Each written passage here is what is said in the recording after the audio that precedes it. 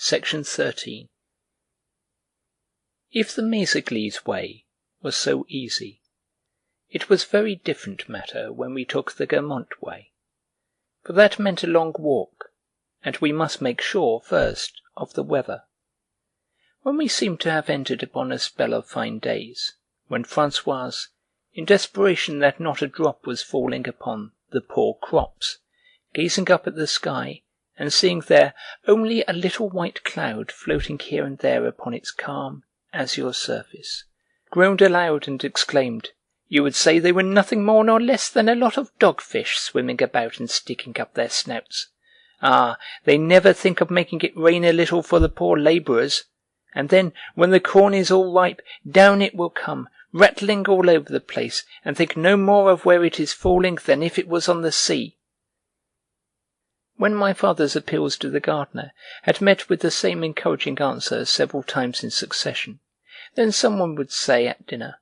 "Tomorrow, if the weather holds, we might go the Guermantes way." And off we would set, immediately after luncheon, through the little garden gate which dropped us into the Rue des Perchamps, narrow and bent at a sharp angle, dotted with grass plots over which 2 or 3 wasps would spend the day botanizing, a street as quaint as its name, from which its odd characteristics and its personality were, I felt, derived, a street for which one might search in vain through the Combray of to-day, for the public school now rises upon its site. But in my dreams of Combray, like those architects, pupils of Viollet-le-Duc, who, fancying that they can detect, beneath a Renaissance rood loft and an 18th century altar, traces of a Norman choir, restore the whole church to the state in which it probably was in the 12th century. I leave not a stone of the modern edifice standing. I pierce through it and restore the Rue des Perchamps. And for such reconstruction, memory furnishes me with more detailed guidance than is generally at the disposal of restorers. The pictures which it has preserved, perhaps the last surviving in the world today, and soon to follow the rest into oblivion, of what Combray looked like in my childhood's days, pictures which, simply because it was the old Combray that traced their outlines upon my mind before it vanished, are as moving, if I may compare a humble landscape with those glorious works, reproductions of which my grandmother was so fond of bestowing on me, as those old engravings of the Cenacolo, or that painting by Gentile Bellini, in which one sees, in a state in which they no longer exist, the masterpiece of Leonardo, and the portico of St. Mark's. We would pass, in the Rue de l'Oiseau, before the old hostelry of the Oiseau Fléché, into whose great courtyard, once upon a time, would rumble the coaches of the Duchesses de Montpensier, de Guermantes, and de Montmorency, when they had to come down to Combray for some litigation with their farmers, or to receive homage from them. We would come at length to the Mole, among whose tree-tops I could distinguish the steeple of Saint-Hilaire, and I should have liked to be able to sit down and spend the whole day there, reading and listening to the bells, for it was so charming there, and so quiet that, when an hour struck, you would have said not that it broke in upon the calm of the day, but that it relieved the day of its superfluity, and that the steeple, with the indolent, painstaking exactitude of a person who has nothing else to do, had simply,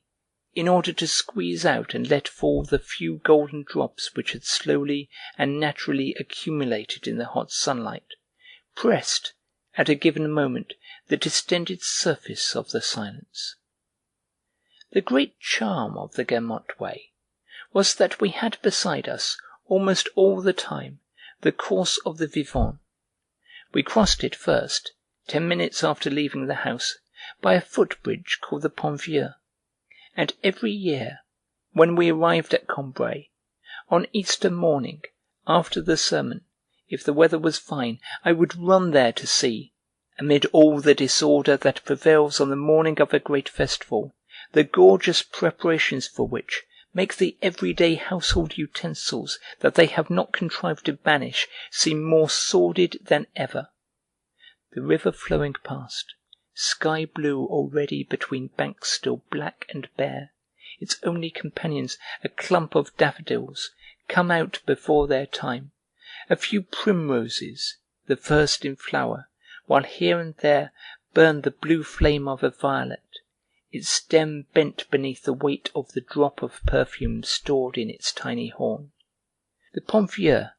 led to a towpath which, at this point, would be overhung in summer by the bluish foliage of a hazel, under which a fisherman in a straw hat seemed to have taken root. At Combray, where I knew every one, and could always detect the blacksmith or grocer's boy through his disguise of a beadle's uniform or chorister's surplice, this fisherman was the only person whom I was never able to identify. He must have known my family, for he used to raise his hat when we passed, and then I would always be just on the point of asking his name, when someone would make a sign to me to be quiet, or I would frighten the fish. We would follow the towpath, which ran along the top of a steep bank, several feet above the stream. The ground on the other side was lower, and stretched in a series of broad meadows as far as the village and even to the distant railway station. Over these were strewn the remains, half buried in the long grass, of the castle of the old Counts of Combray, who, during the Middle Ages, had on this side the course of the Vivonne as a barrier and defence against attack from the lords of Guermantes and abbots of Martinville. Nothing was left now but a few stumps of towers, hummocks upon the broad surface of the fields, hardly visible, broken battlements over which, in their day, the bowmen had hurled down stones, the watchmen had gazed out over Neuvepont, Clairefontaine, Martinville-le-Sec, Bayeux-l'Exempt, fiefs all of them of Guermantes, a ring in which Combray was locked, but fallen among the grass now, levelled with the ground, climbed and commanded by boys from the Christian Brothers' school, who came there in their playtime or with lesson books to be conned, emblems of a past that had sunk down and well-nigh vanished under the earth, that lay by the water's edge now, like an idler taking the air, yet giving me strong food for thought, making the name of Combray connote to me not the little town of to-day only, but an historic city vastly different, seizing and holding my imagination by the remote, incomprehensible features which it half concealed beneath a spangled veil of buttercups. For the buttercups grew past numbering on this spot, which they had chosen for their games among the grass, standing singly, in couples, in whole companies, yellow as the yolk of eggs, and glowing with an added lustre I felt, because, being powerless to consummate with my palate the pleasure which the sight of them never failed to give me, I would let it accumulate as my eyes ranged over their gilded expanse, until it had acquired the strength to create in my mind a fresh example of absolute, unproductive beauty. And so it had been from my earliest childhood, when from the towpath I had stretched out my arms towards them, before even I could pronounce their charming name, a name fit for the prince in some French fairy tale, colonists perhaps in some far distant century from Asia, but naturalized now for ever in the village, well satisfied with their modest horizon, rejoicing in the sunshine and the water's edge, faithful to their little glimpse of the railway station, yet keeping none the less, as do some of our old paintings, in their plebeian simplicity, a poetic scintillation from the golden east. I would amuse myself by watching the glass jars which the boys used to lower into the Vivonne, to catch minnows, and which, filled by the current of the stream, in which they themselves also were enclosed, at once containers, whose transparent sides were like solidified water, and contents, plunged into a still larger container of liquid, flowing crystal, suggested an image of coolness, more delicious and more provoking than the same water in the same jars would have done, standing upon a table laid for dinner, by showing it as perpetually in flight between the impalpable water, in which my hands could not arrest it, and the insoluble glass, in which my palate could not enjoy it. I decided that I would come there again with a line and catch fish. I begged for and obtained a morsel of bread from our luncheon basket, and threw into the Vivonne pellets which had the power, it seemed, to bring about a chemical precipitation,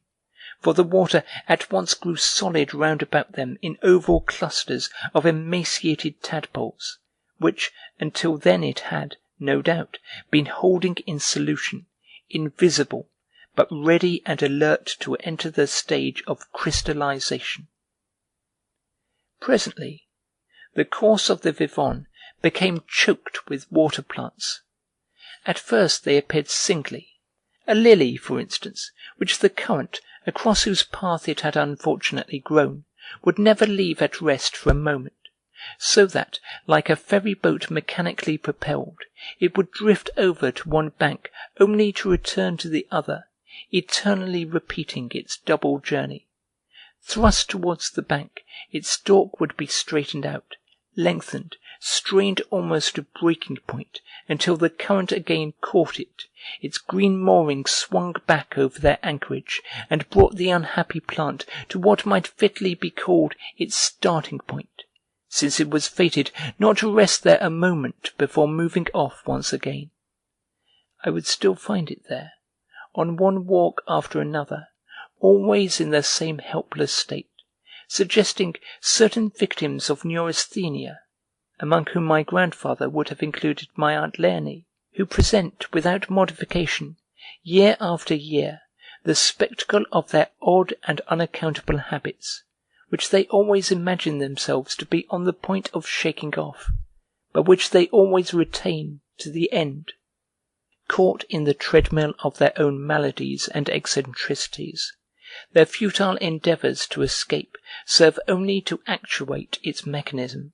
to keep in motion the clockwork of their strange, ineluctable, fatal daily round.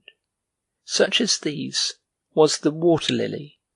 and also like one of those wretches whose peculiar torments, repeated indefinitely throughout eternity, aroused the curiosity of Dante, who would have inquired of them at greater length and in fuller detail from the victims themselves, had not Virgil, striding on ahead, obliged him to hasten after him at full speed, as I must hasten after my parents. But further on, the current slackened, where the stream ran through a property thrown open to the public by its owner, who had made a hobby of aquatic gardening, so that the little ponds into which the Vivonne was here diverted were aflower with water-lilies. As the banks at this point were thickly wooded, the heavy shade of the trees gave the water a background which was ordinarily dark green, although sometimes, when we were coming home on a calm evening after a stormy afternoon, I have seen in its depths a clear, crude blue that was almost violet, suggesting a floor of Japanese cloisonné. Here and there, on the surface, floated, blushing like a strawberry, the scarlet heart of a lily, set in a ring of white petals. Beyond these, the flowers were more frequent, but paler, less glossy, more thickly seeded, more tightly folded, and disposed, by accident, in festoons so graceful that I would fancy I saw floating upon the stream, as though after the dreary stripping of the decorations used in some Watteau festival,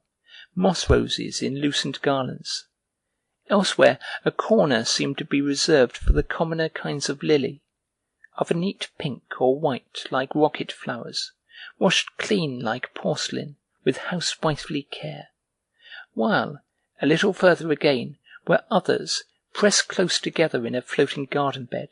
as though pansies had flown out of a garden like butterflies, and were hovering with blue and burnished wings over the transparent shadowiness of this watery border. This skyey border also, for it set beneath the flowers a soil of a colour more precious, more moving than their own, and both in the afternoon, when it sparkled beneath the lilies in the kaleidoscope of happiness, silent, restless, and alert, and towards evening, when it was filled like a distant haven with the roseate dreams of the setting sun, incessantly changing and ever remaining in harmony, about the more permanent colour of the flowers themselves, with the utmost profundity, evanescence, and mystery, with a quiet suggestion of infinity. Afternoon or evening, it seemed to have set them flowering in the heart of the sky. After leaving this park, the Vivonne began to flow again more swiftly. How often have I watched and longed to imitate, when I should be free to live as I chose, a rower who had shipped his oars and lay stretched out on his back, his head down, in the bottom of his boat, letting it drift with the current, seeing nothing but the sky which slipped quietly above him, showing upon his features a foretaste of happiness and peace. We would sit down among the irises at the water's edge. In the holiday sky a lazy cloud streamed out to its full length. Now and then, crushed by the burden of idleness, a carp would heave up out of the water with an anxious gasp. It was time for us to feed. Before starting homewards, we would sit for a long time there,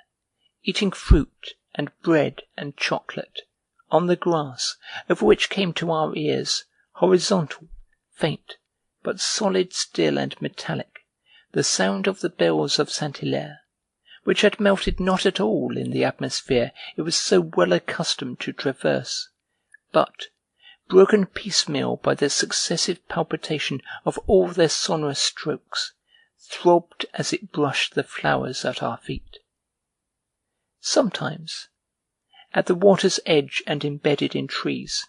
we would come upon a house of the kind called pleasure houses, isolated and lost, seeing nothing of the world save the river which bathed its feet. A young woman, whose pensive face and fashionable veils did not suggest a local origin,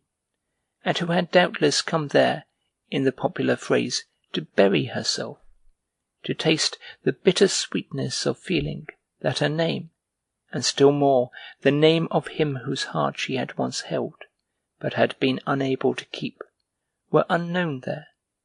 stood framed in a window from which she had no outlook beyond the boat that was moored beside her door. She raised her eyes with an air of distraction when she heard, through the trees that lined the bank, the voices of passers-by of whom, before they came in sight, she might be certain that never had they known, nor would they know, the faithless lover, that nothing in their past lives bore his imprint, which nothing in their future would have occasion to receive. One felt that in her renunciation of life she had willingly abandoned those places in which she would at least have been able to see him whom she loved, for others where he had never trod. And I watched her, as she returned from some walk along a road where she had known that he would not appear, drawing from her submissive fingers long gloves of a precious, useless charm. Never, in the course of our walks along the Guermantes way, might we penetrate as far as the source of the Vivonne, of which I had often thought, which had in my mind so abstract, so ideal an existence, that I had been as much surprised when someone told me that it was actually to be found in the same department, and at a given number of miles from Combray, as I had been on the day when I had learned that there was another fixed point somewhere on the earth's surface, where, according to the ancients, opened the jaws of hell. Nor could we ever reach that other goal,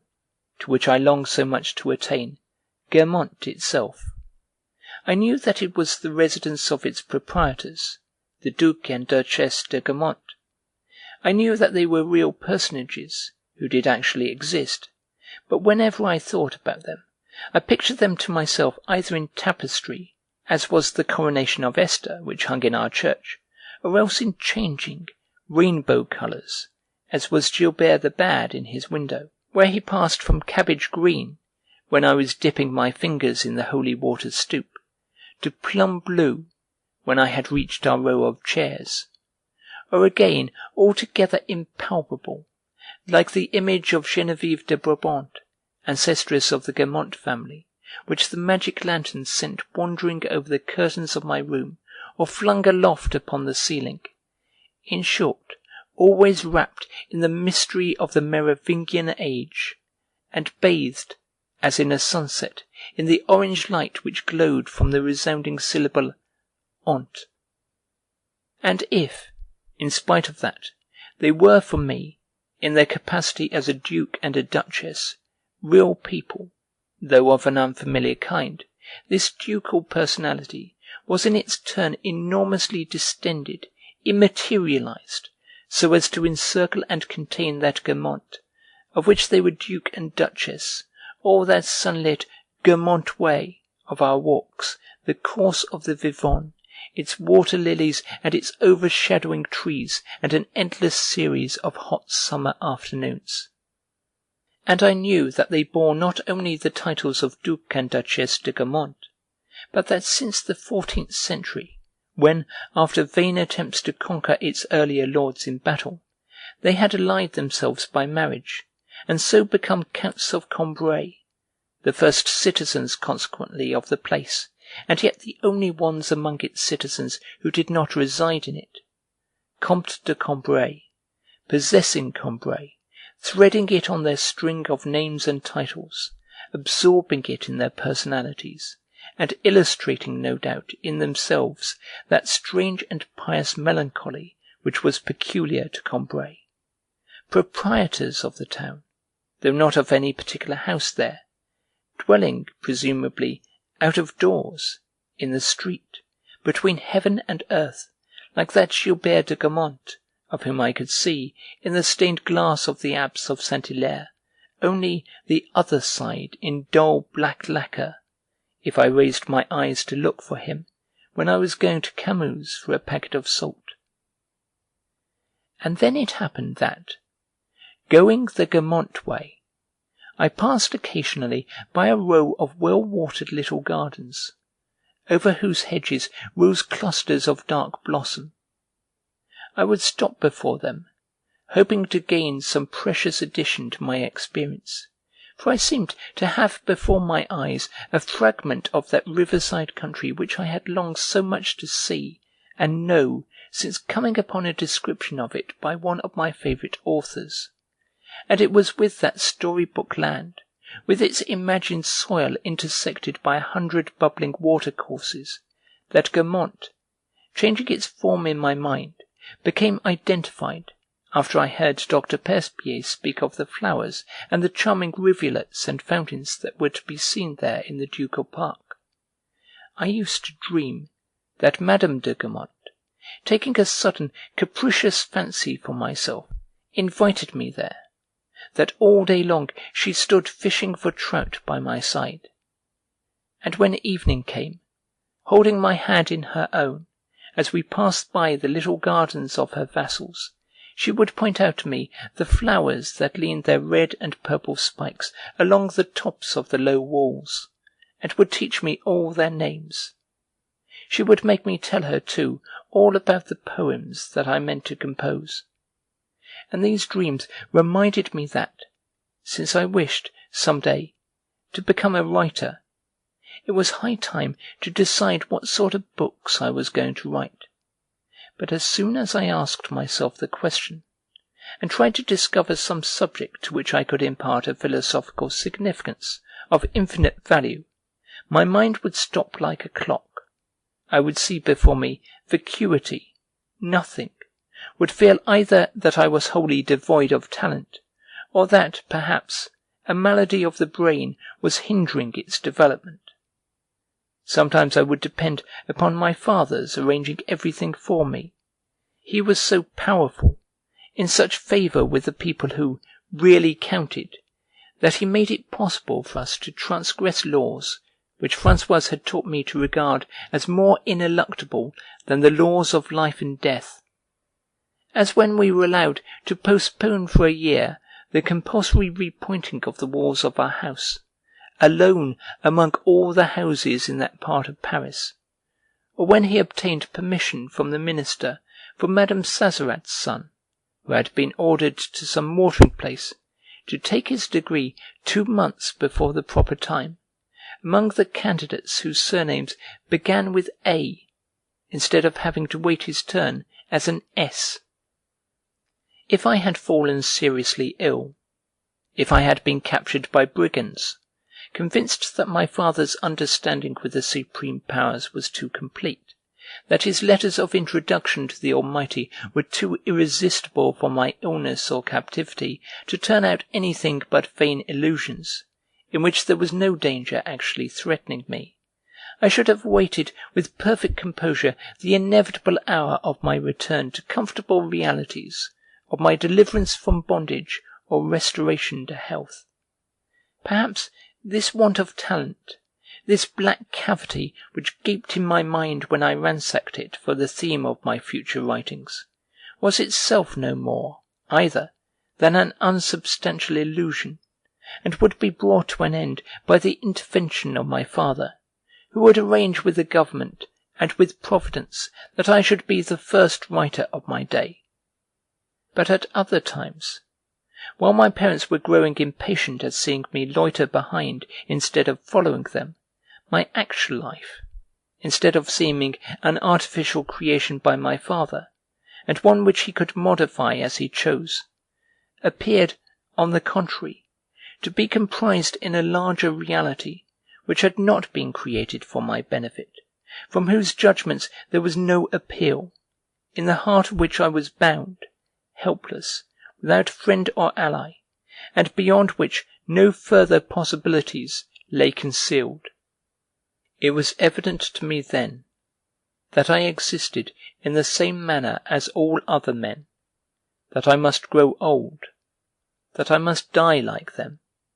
and that among them I was to be distinguished merely as one of those who have no aptitude for writing.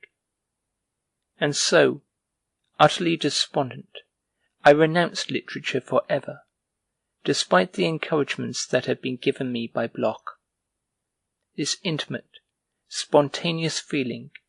this sense of the nullity of my intellect, prevailed against all the flattering speeches that might be lavished upon me as a wicked man,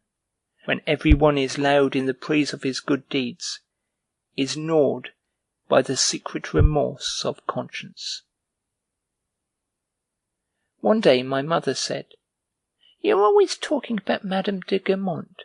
Well, Dr. Percepied did a great deal for her when she was ill 4 years ago, and so she is coming to Combray for his daughter's wedding. You will be able to see her in church." It was from Dr. Percepied, as it happened, that I had heard most about Madame de Guermantes, and he had even shown us the number of an illustrated paper in which she was depicted in the costume which she had worn at a fancy dress ball given by the Princess de Léon. Suddenly,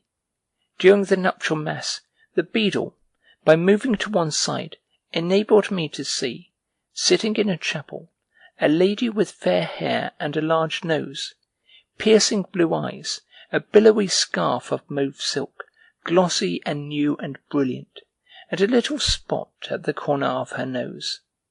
And because on the surface of her face, which was red, as though she had been very warm, I could make out, diluted and barely perceptible, details which resembled the portrait that had been shown to me, because, more especially, the particular features which I remarked in this lady, if I attempted to catalogue them, formulated themselves in precisely the same terms: a large nose, blue eyes, as Dr. Percepied had used when describing in my presence the Duchess de Guermantes. I said to myself, "This lady is like the Duchess de Guermantes." Now the chapel from which she was following the service was that of Gilbert the Bad. Beneath its flat tombstones, yellowed and bulging like cells of honey in a comb, rested the bones of the old Counts of Brabant, and I remembered having heard it said that this chapel was reserved for the Guermantes family, whenever any of its members came to attend a ceremony at Combray. There was indeed, but one woman resembling the portrait of Madame de Guermantes, who on that day, the very day on which she was expected to come there, could be sitting in that chapel. It was she. My disappointment was immense. It arose from my not having borne in mind, when I thought of Madame de Guermantes, that I was picturing her to myself in the colours of a tapestry or a painted window, as living in another century, as being of another substance than the rest of the human race. Never had I taken into account that she might have a red face, a mauve scarf like Madame Sazerat, and the oval curve of her cheeks reminded me so strongly of people whom I had seen at home, that the suspicion brushed against my mind, though it was immediately banished, that this lady, in her creative principle, in the molecules of her physical composition, was perhaps not substantially the Duchesse de Guermantes, but that her body, in ignorance of the name their people had given it, belonged to a certain type of femininity which included also the wives of doctors and tradesmen. It must be Madame de Guermantes, and no one else, were the words underlying the attentive and astonished expression with which I was gazing upon this image, which, naturally enough, bore no resemblance to those that had so often, under the same title of Madame de Guermantes, appeared to me in dreams, since this one had not been, like the others, formed arbitrarily by myself, but had sprung into sight for the first time, only a moment ago, here in church, an image which was not of the same nature, was not colourable at will, like those others that allowed themselves to imbibe the orange tint of a sonorous syllable, but which was so real that everything, even to the fiery little spot at the corner of her nose, gave an assurance of her subjection to the laws of life, as in a transformation scene on the stage a crease in the dress of a fairy, a quivering of her tiny finger, indicate the material presence of a living actress before our eyes, whereas we were uncertain till then whether we were not looking merely at a projection of limelight from a lantern. Meanwhile, I was endeavouring to apply to this image, which the prominent nose, the piercing eyes pinned down and fixed in my field of vision, perhaps because it was they that had first struck it, that had made the first impression on its surface, before I had had time to wonder whether the woman who thus appeared before me might possibly be Madame de Guermantes. To this fresh and unchanging image the idea, "It is Madame de Guermantes," but I succeeded only in making the idea pass between me and the image, as though they were two discs moving in separate planes, with a space between. But this Madame de Guermantes, of whom I had so often dreamed, now that I could see that she had a real existence independent of myself, acquired a fresh increase of power over my imagination, which, paralysed for a moment by contact with a reality so different from anything that it had expected, began to react and to say within me, "Great and glorious before the days of Charlemagne, the Guermantes had the right of life and death over their vassals. The Duchesse de Guermantes descends from Geneviève de Brabant. She does not know, nor would she consent to know, any of the people who are here today." And then,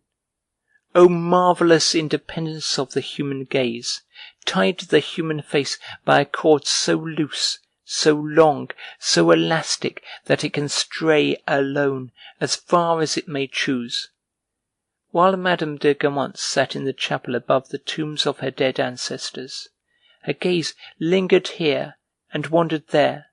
rose to the capitals of the pillars, and even rested upon myself, like a ray of sunlight straying down the nave, but a ray of sunlight which, at the moment when I received its caress, appeared conscious of where it fell. As for Madame de Guermantes herself, since she remained there motionless, sitting like a mother who affects not to notice the rude or awkward conduct of her children who, in the course of their play, are speaking to people whom she does not know,